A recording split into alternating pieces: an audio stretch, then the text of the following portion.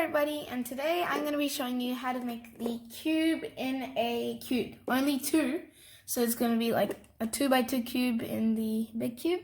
I'm going to be showing you how to make that on a 3x3 Rubik's cube. So there is a kind of long formula, but it is, you definitely, unless you have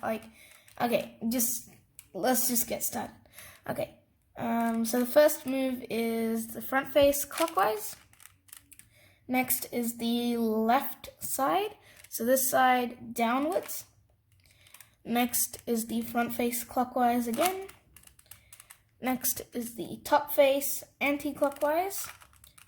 Next is the right face up. The top face clockwise.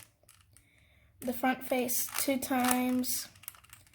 The left face 2 times, top face anti-clockwise, next the left face up, next the back face this way, next the bottom face anti-clockwise, next the back face this way, next the left face 2 times, and then the top face clockwise.